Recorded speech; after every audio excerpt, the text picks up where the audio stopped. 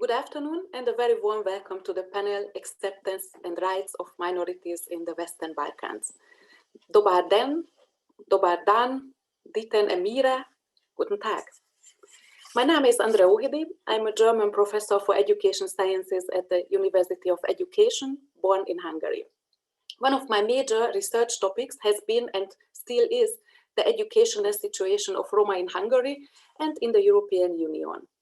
Specifically, I have been looking into the conditions for educational success for Roma women, which are often regarded as a minority within a minority. I will be your moderator today. First, I'd like to give you a short introduction to our speakers. Then I will give you some information about the content and the timing of our panel.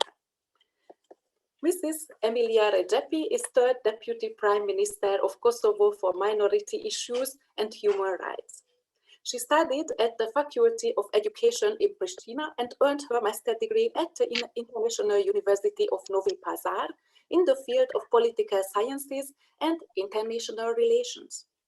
From 2001 to 2008, she was a major activist in the non-governmental sector and director of the NGO Equality. After that, she was elected president of the New Democratic Party and a member of the Prizren Municipal Assembly for the Bosniak community. In 2010, she was Deputy Minister for Energy. In the same year, she became member of the Kosovo Parliament for the Bosniak community. In 2020, she was appointed Minister of Local Government Administration and became Director for Culture, Youth and Sports at the Municipality of Prizren. Since 2011, she has been an active member of the OSCE dialogue for normalization of relations between Kosovo and Serbia. A very warm welcome. Mrs. Sonja Licht is founder and president of the Belgrade Fund of Political Excellence. From 1991 to 2003, she was the head of the Soros Foundation, Yugoslavia and Serbia. She studied at the University of Belgrade sociology and earned her master's degree in sociocultural anthropology. She was a part of the Yugoslav dissident movement during the communist regime, funded numerous local and international NGOs, and was among the founders of the International Helsinki Citizens Assembly. For her work as a civic activist, she has been awarded with several international peace and human rights prizes, like the Star of Italian Solidarity, the French Legion of Honor, and the Order of Merit of the Federal Republic of Germany. She is the chair of the Roma Advisory Board of the Open Society Foundation and a member of the European Council of Foreign Relations. Very welcome. Mr. Suad Skenderi is a program manager for foreign and national politics at the Institute for Research and Policy Analysis, Romalitico. He studied political science, international relations, and journalism at the FON University in Skopje and earned his master's degree in political science, specializing in research methodology at the Central European University in Budapest.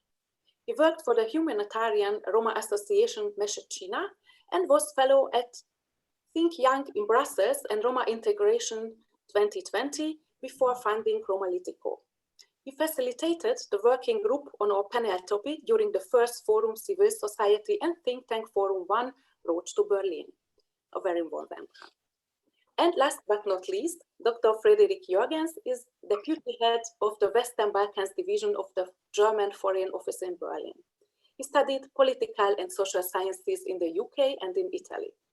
In 2009, he joined the German Foreign Office and worked in Shanghai, Afghanistan, and in Tel Aviv before coming to Berlin. He has a German-French family background. Very nice to meet you.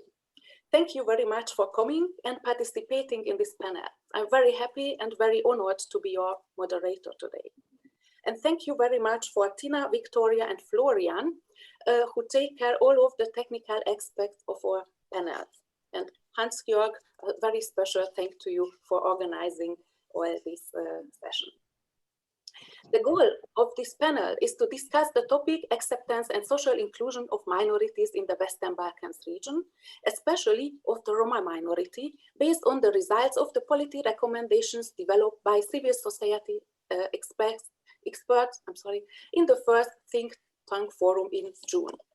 We will begin with a short input by Mr. Skenderi, who facilitated a working group on this topic during the first forum. He will present their recommendations. After his input, our other panelists will have the chance to comment on these findings. I have prepared some questions to each of them, but I'd also like to ask our audience to ask questions or make comments. You can submit your question in writing in the chat or by raising your hand. I will have the task to keep an eye on the time and also to finish our panel on time after exact 60 minutes. I have this watch for that. Now I'd like to ask Mr. Skenderi to give us a short summary about the results and recommendations of the working group from the first forum to our topic. The stage is yours. First of all, thank you for the warm welcome. I'd like to express my gratitude to all of the participants of this forum. As you already introduced me, I'm Suad Skenderi. I was part of the first civil society forum and think tanks.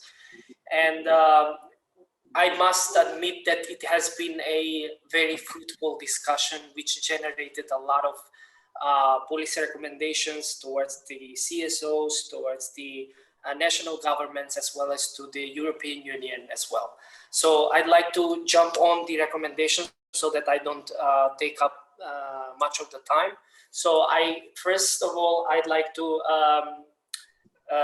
introduce the recommendations towards the CSOs and the think tanks from the Western Balkans. So first of all is the mobilization and engagement of minorities to participate in times of elections. Work on holding accountable institutions which are responsible for implementation of the Poznan Declaration and the EU strategic framework. Ensure internet access to all of the Roma settlements in the Western Balkans through the digital agenda funds. Educate the Roma community about e-services, since governments are working on a common project for the provision of the online services. And support the mentorship of Roma students by the Roma graduates in order to overcome the COVID-19 crisis.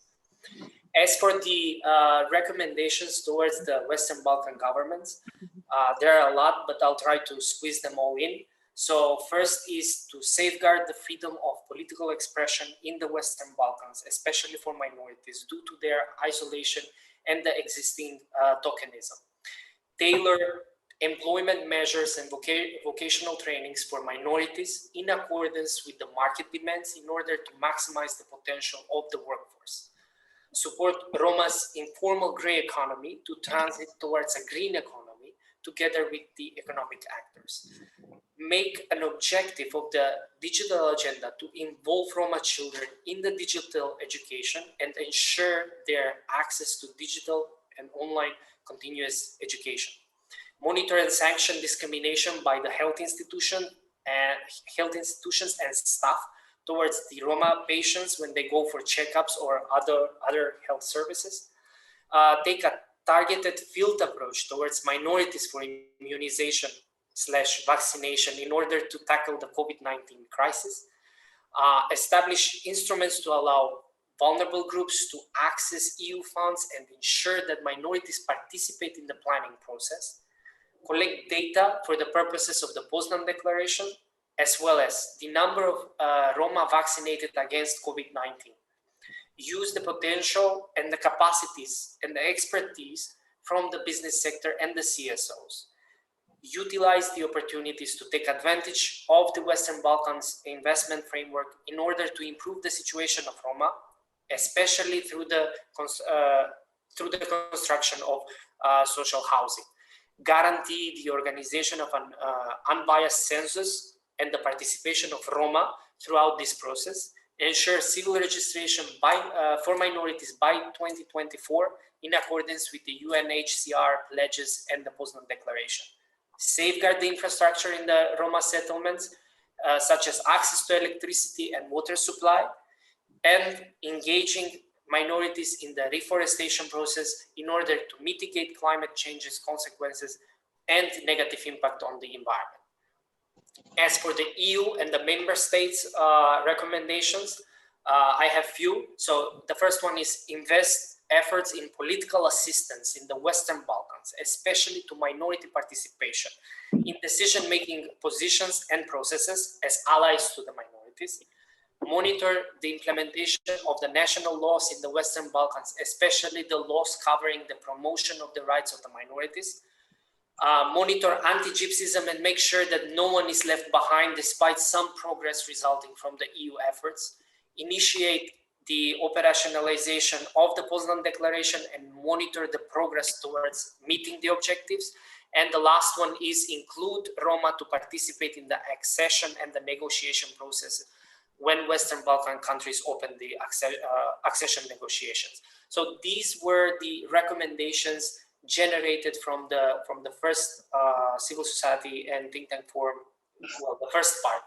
And I'd like to stop here so that the others can open a discussion about these recommendations. Thank you very much.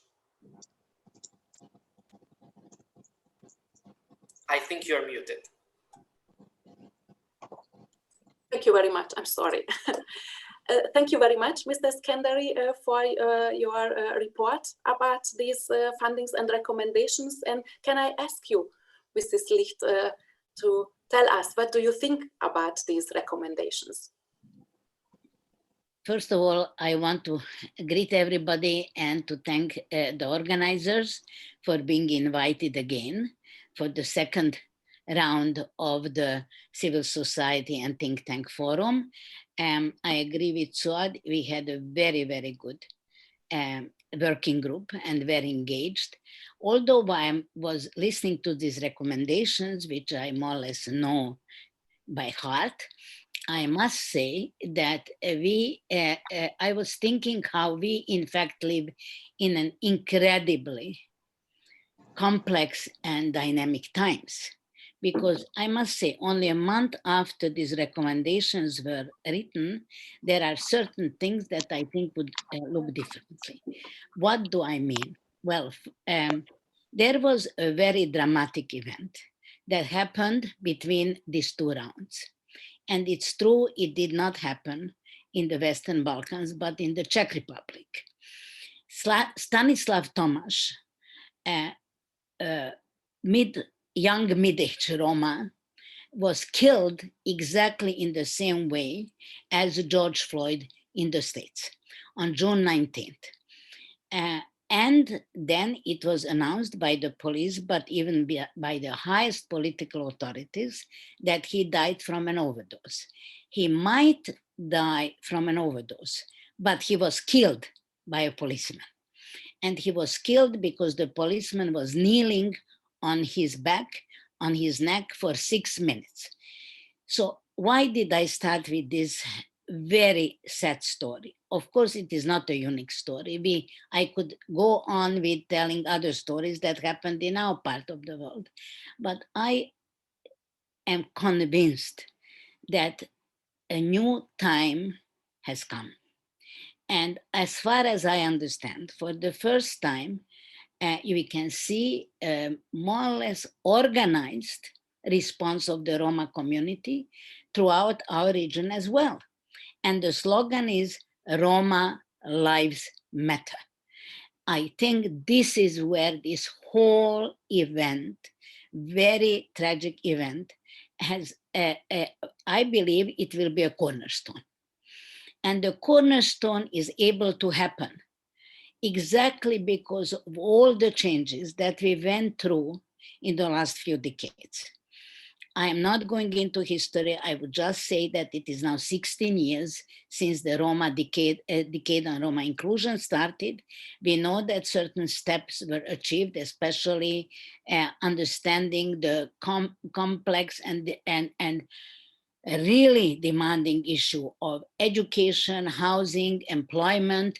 But I think that where we are today is in fact such a crossroad, because on one hand, you have the Roma community still, and that was very clear during the COVID, especially the beginning of the COVID, without running water, without basic facilities to live a very, very poor life, even without pandemic. in the pandemic, the very existence, the very life of these people, and there are quite a few, approximately in Serbia only, up to 25,000 in this situation. I'm sure there is even more. So they are living in settlements without any conditions that fit such a crisis situation. Plus, of course, the children, very many children, were not able to follow the digital education, the online education. This is where the whole digital story comes in a big way. The families didn't have the conditions for something like that, and we already have and will have a larger dropout rate than for many, many years back. Exactly because of all the recommendations we have, the Poznan Declaration, which has to be, and I hope it will be reiterated this year as well from the participants of the summit as a very important document that has to be followed.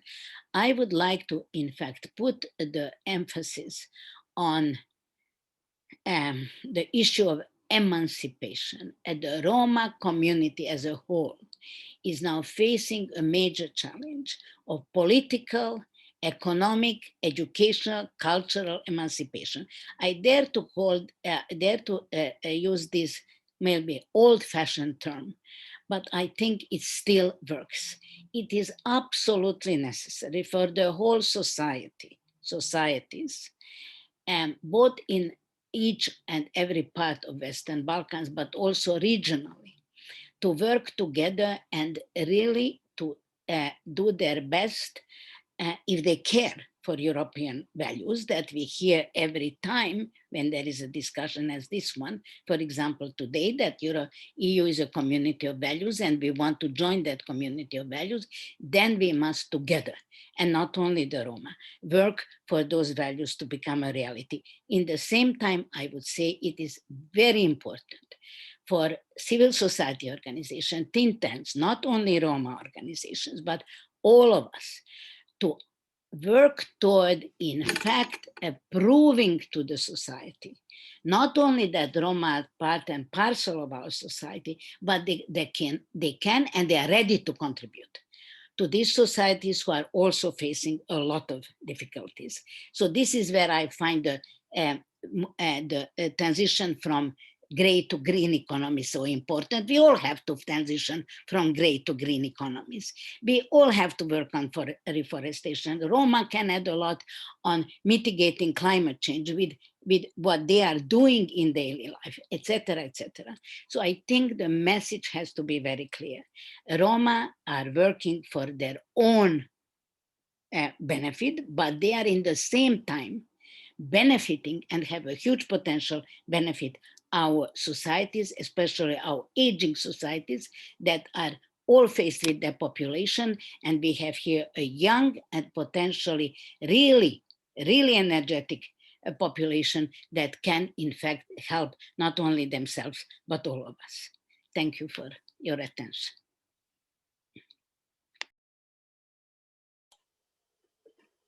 Mrs. Licht, thank you very much for your comment.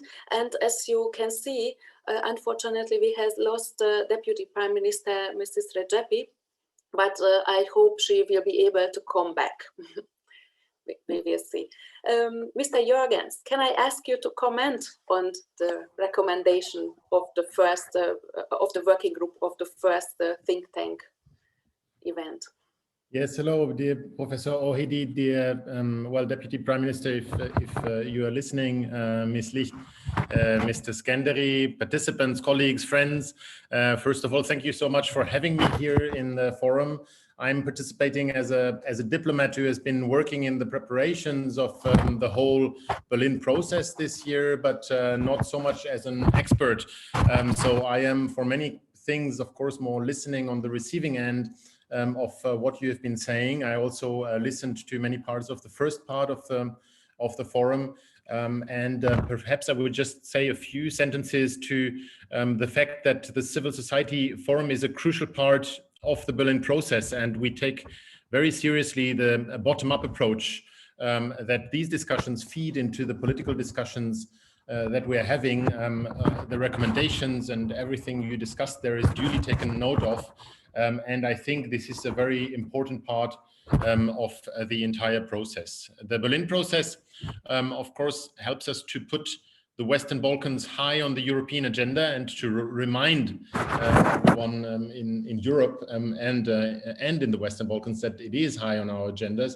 But we equally push for real advances in the region through regional cooperation. And this is what we hope also after the summit that just started today, at the same time as we speak, with the heads of governments and states.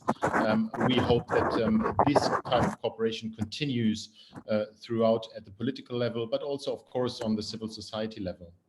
And in terms of this working group, I really am grateful to the organizers for having created this important topic as one working group, because it is very crucial that we look at minorities and Roma as being the largest majority in minority, but in Europe, I think it's really important that we talk about the status of inclusion and marginalization. I can only confirm what Ms. Licht has also said. I think the recommendations and assessments were extremely useful from what we've also seen in the documents and what you have briefly presented and summed up now. I also think that it's good that the recommendations are so specific, because they really bring elements of what civil society should do, what the EU can do, what the countries in the region can do, even what political parties can do to work for better inclusion of Roma in countries.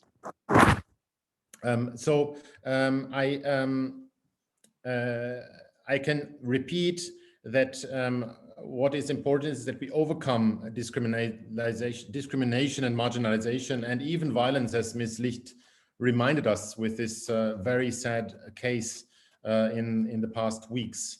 And we need to fight together, and this is for the governments as well as for civil society, for an open and pluralistic society in the Western Balkans, but of course in the whole of Europe. Minorities have a place and are part of the mainstream society, so this should be our aim.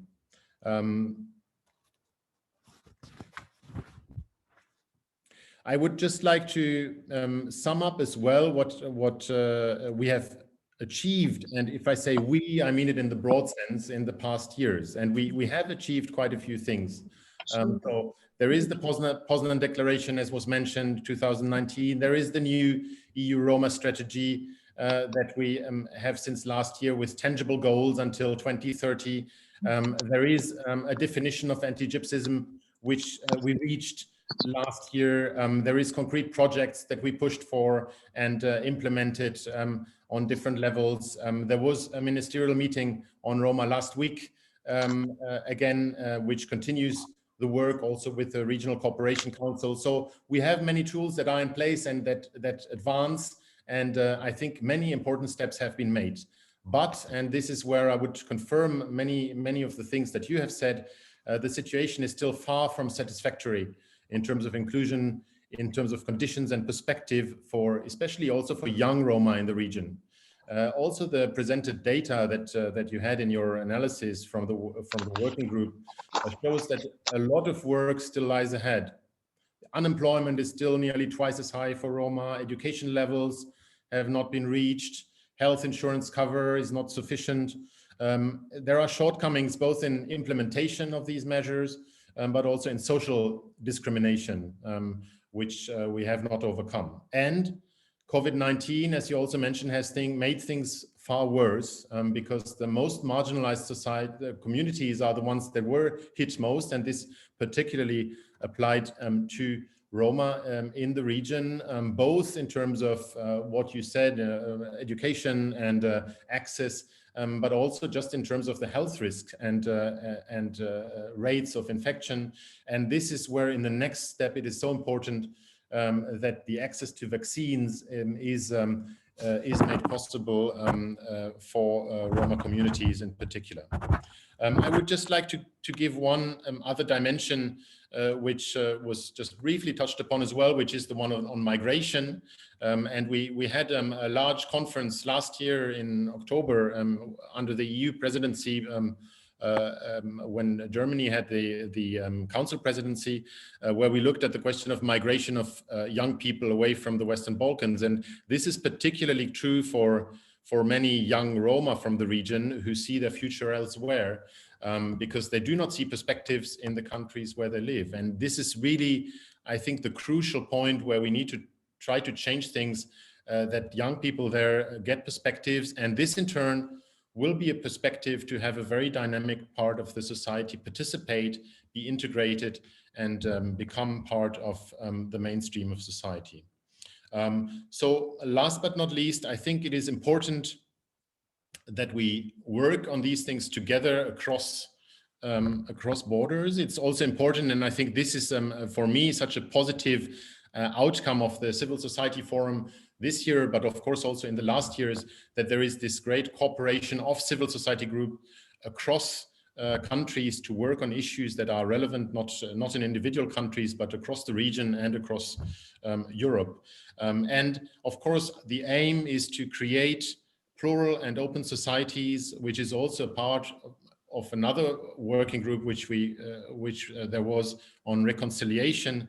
There must be a true place for all in society, and this should be our joint aim. So thank you very much, and of course I'm happy to questions in the discussion. Thank you very much, Mr. Jorgens, and welcome back, Deputy Prime Minister, Mrs. Redzepi. It's nice that you be able to come back. Can I ask you to make your comment, please?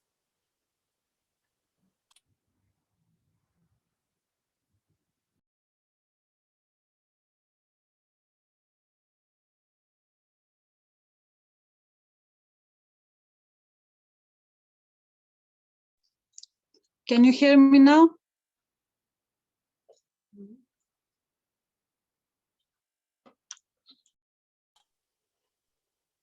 Can you hear me now? Yes, we can. Because I have technical mistakes from the start. But I hear you, everybody. And I will try, maybe I talk my interpreter with me because my English is not so good. And maybe she will translate my speech. It's okay for you? Yeah. Pre svega želim da vas pozdravim, da vam se zahvalim na pozivu. First of all, I would like to thank you for the invitation and to salute you. Da pozdravim Andreju, Suada, Sonju. To salute Andre and Sonja. Sonju nisam videla dugo vremena. Sonja, I haven't seen a while. Pozdravljam vas iz Prištine, sa Kosova. Na funkciji sam zamjenika premijera za manjinska pitanja i za ljudska prava. I'm saluting you from Pristina, Kosovo. Now I'm in charge as a deputy prime minister for human rights. I drago mi je što sam deo ovog foruma koji je organizovan od strane civilnog društva, jer sam dugi niz godina bila u civilnom sektoru. And I'm glad that I am part of this civil society forum, as I have been for many years involved in the civil society issues. Imam veliko iskustvo po pitanju predstavljanja i zaštite manjinskih prava u kosovskom društvu. I have a big experience regarding the protection of human rights in Kosovo society and minority rights. I smatram da mogu dati svoj doprinos u ovoj sferi. And I believe I can give a lot to this sphere. S obzirom da smo nova vlada koja ima samo 100 dana, taking in consideration that we are a young government, only 100 days old, dajemo svoj maksimum po pitanju manjinskih prava.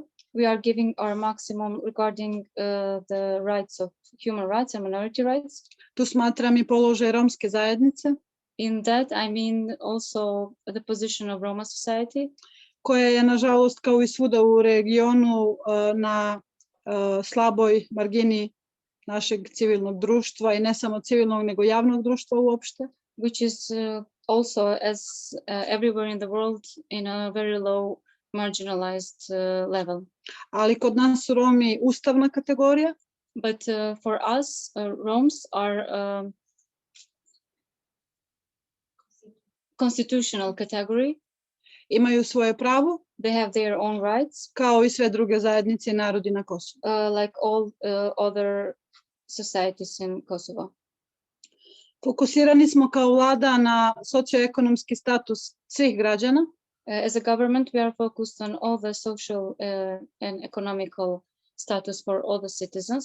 Moj prioritet biće praćenje zakona o zaposlenosti manjinskih zajednica u javnim institucijama i preduzećima.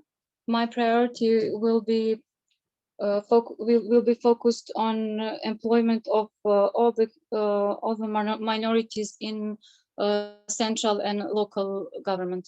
Takođe biće upotreba jezika u administraciji.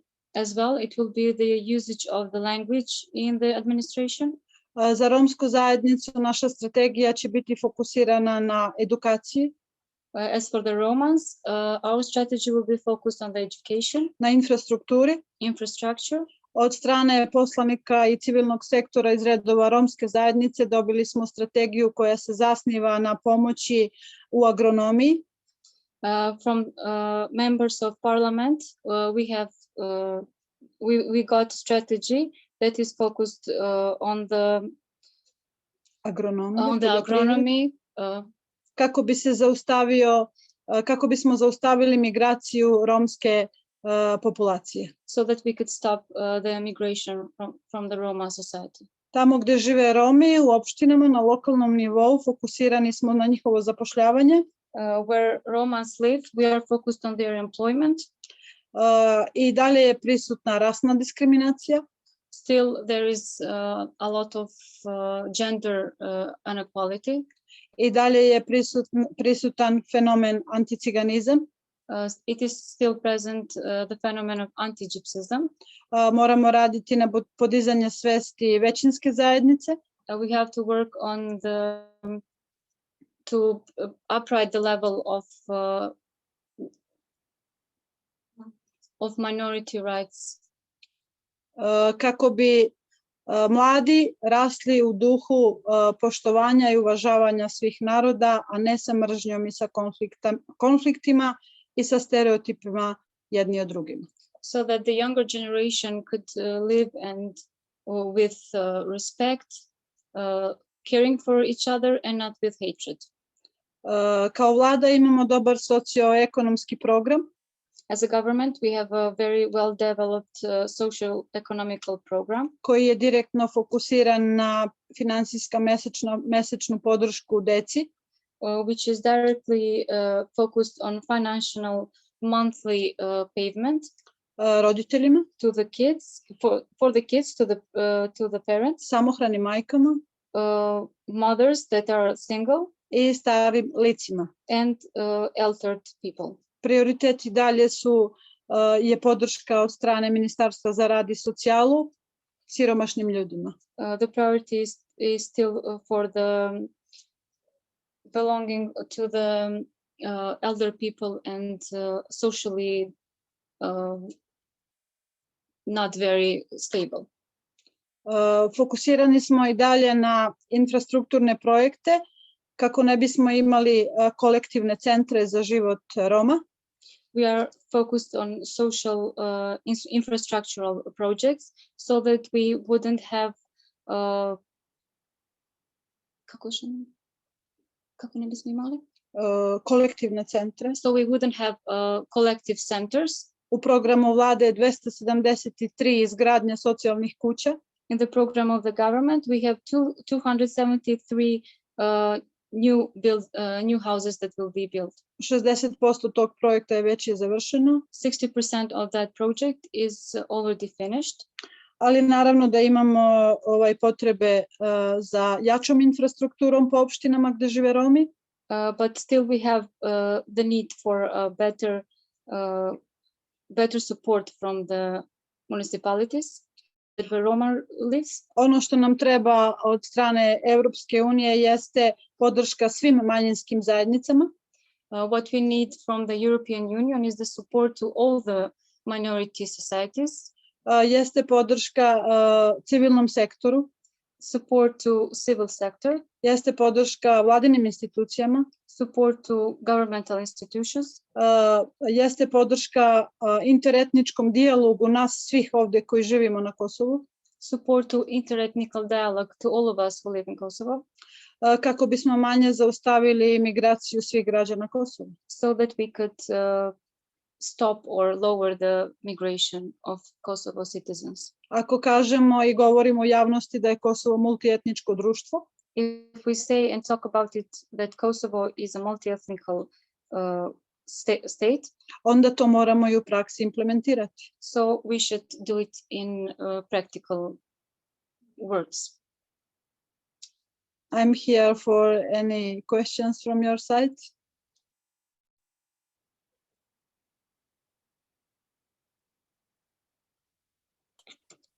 Thank you so much. Maybe a little bit later, or can I see some questions?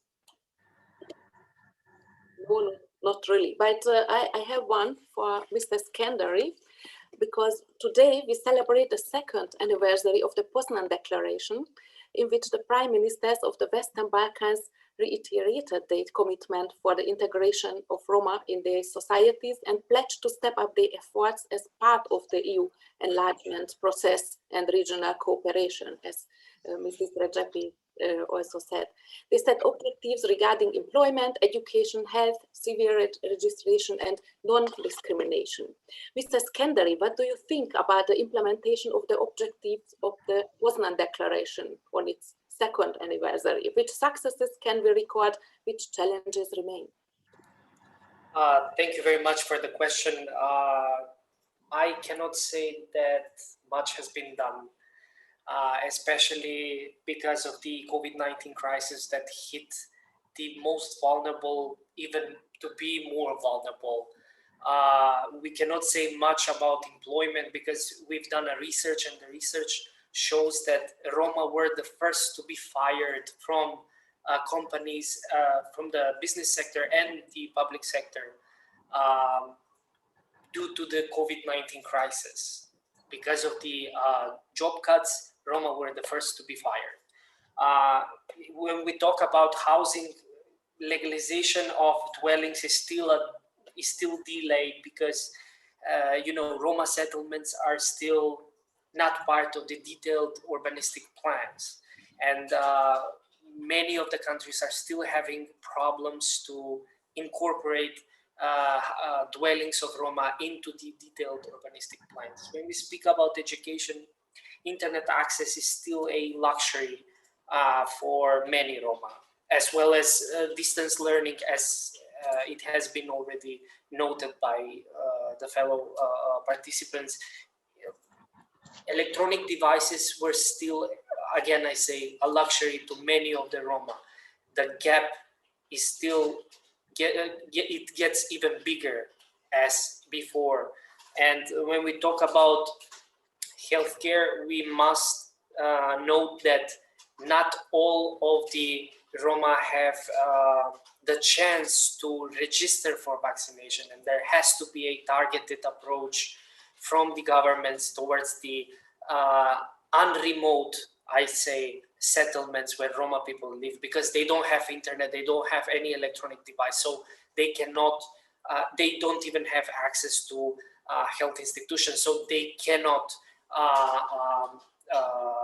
get a vaccine. So this is a huge struggle.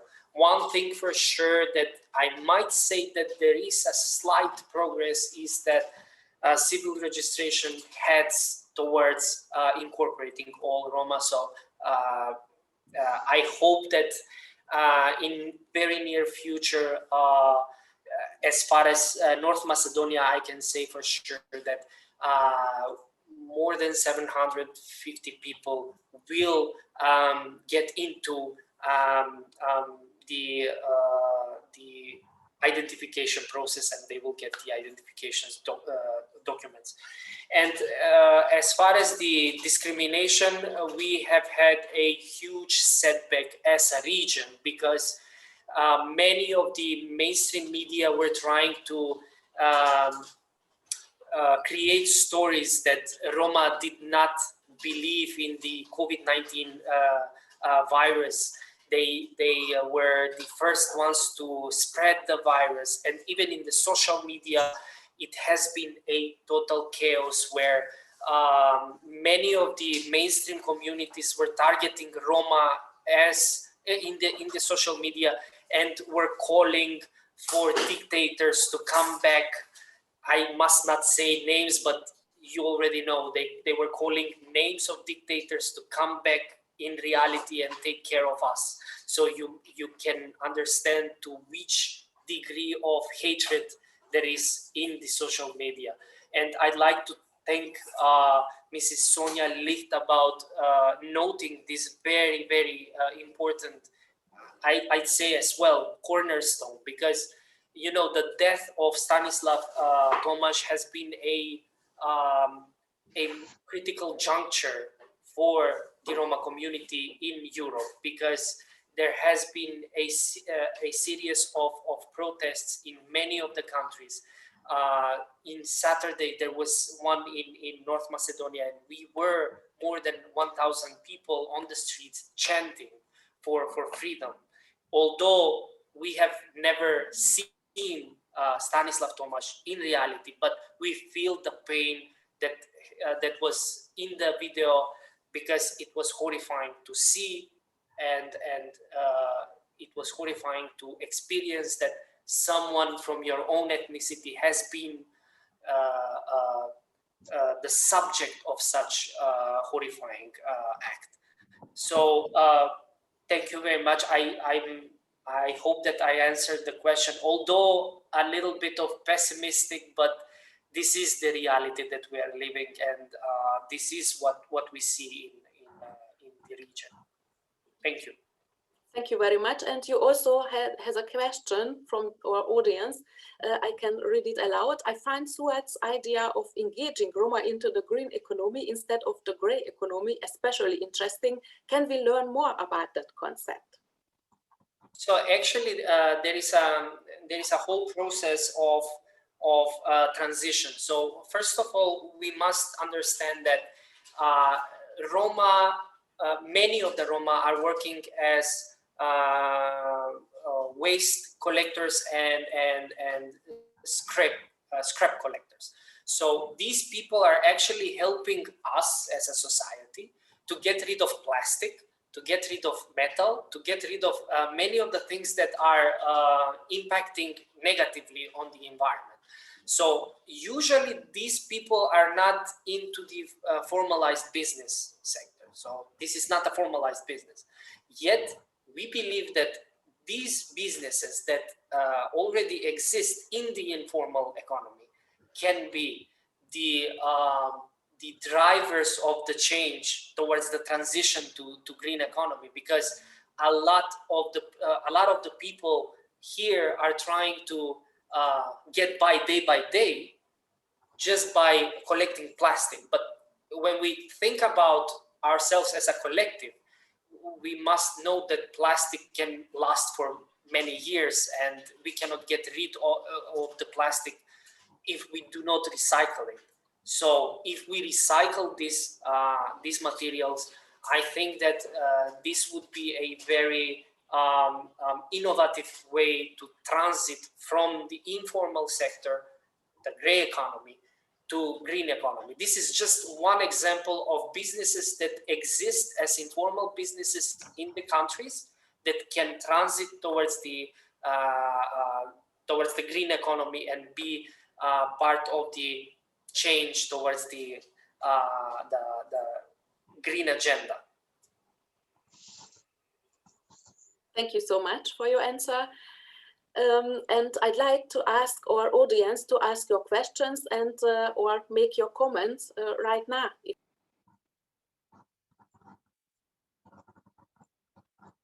You are muted again, I'm sorry. Oh, thank you very much. I'm sorry. I'd like to ask our audience to ask questions or make comments right now because, well, we don't have much time left. And if you have any questions, this is the time.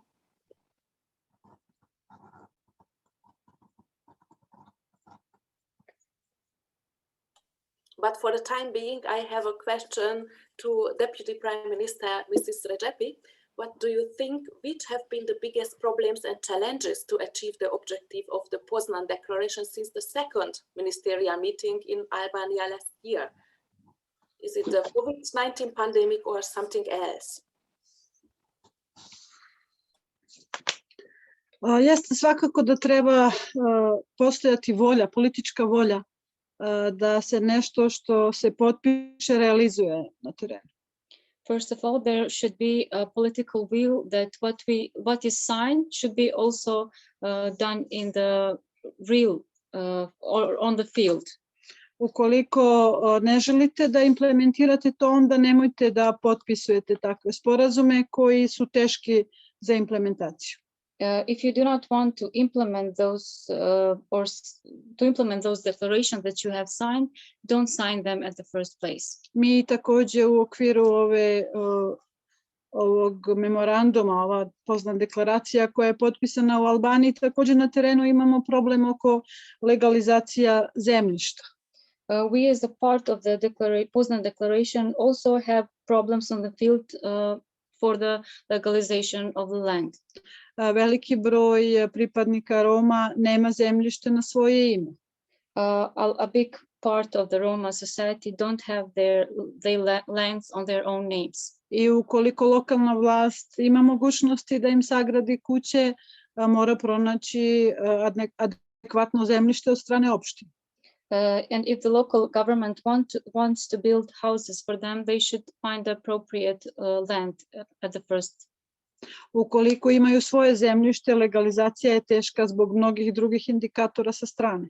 And if they have the lands on their own names, legalization is hard regarding other problems from the other side. U vezi civilne registracije imamo i mi tu nekih pomaka, bolje je stanje. As for the civil registration, we have gone a step forward. The situation is much better. Ali ja bi se generalno fokusirala na rasnu diskriminaciju. But my focus would be on racial discrimination. Koja ne bi trebala da postoji u 21. veku. Which shouldn't exist in the 21st century.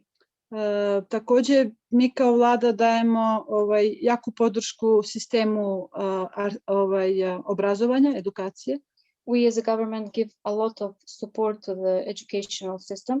I tu možemo da se pohvalimo da romska zajednica ima sada adekvatnih kadrova i kapaciteta da edukuje svoju decu.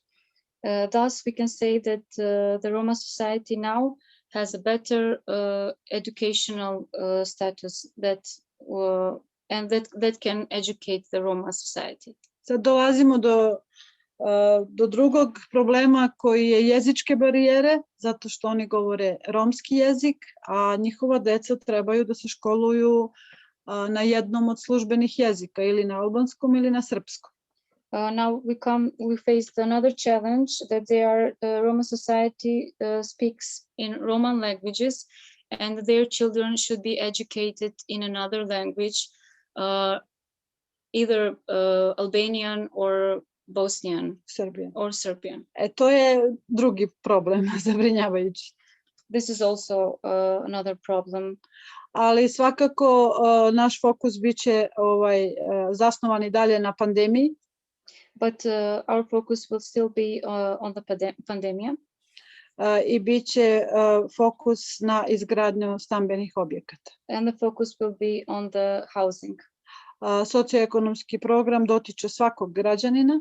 The social economical program will impact all the citizens, uključujući i Rome, including Romas. Ali nužnost i velika potreba je prostor za stanovanjem i edukacija. But a big need is for the land owning and education. Thank you very much. Mrs. Licht, You have a question or a comment? Well, in fact, I do have more a comment. I wanted to mention an initiative which I think is spreading throughout the region and very important. And this is the Roma Entrepreneurship Initiative. As far as I know, in Northern Macedonia and Serbia, the governments also stepped in with their support. Also, the Austrian cooperation, International Austrian Cooperation supported an entrepreneurship fund in Macedonia, as well as the Council of Europe's Bank. So I think, and it started already also in Serbia to prepare for loans that will in fact enhance the economic potential of the Roma community through entrepreneurship. I would also like to mention that I think it is very, very important in implementing. I fully agree with Emilia. If they sign something, they need to start doing it. So I think it is very important that this support for economic empowerment, cultural empowerment, educational empowerment should in fact be supported in cooperation also with the Roma, with the regional initiatives throughout the region. But I also have another recommendation, which I think would be very important to the European Union. There was a promise that there will be an envoy for anti-Gypsyism at the level of the European Commission. There is one on anti-Semitism. So I'm turning also to Mr. Jürgens and asking him, please be so kind, support and try to push for that initiative, because I think it would be a very important message for the entire European Union and of course for the aspiring countries to get much more active in fighting anti-Gypsyism. Thank you. Thank you very much. And Mr. Jürgens, maybe you can make a short comment because our time is very short. What can the European Union do to help the Roma minority and other minorities to get more acceptance and rights in the Western Balkans region? Well, thank you. I think the EU is doing a lot. Of course, we did talk about the EU agenda on Roma, and I also am very happy to take up what you said, Ms. Licht. And of course, we have put also a lot of energy into the question of the definition of anti-Gypsyism last year, and this is of course something that we follow up on. So I will take this up.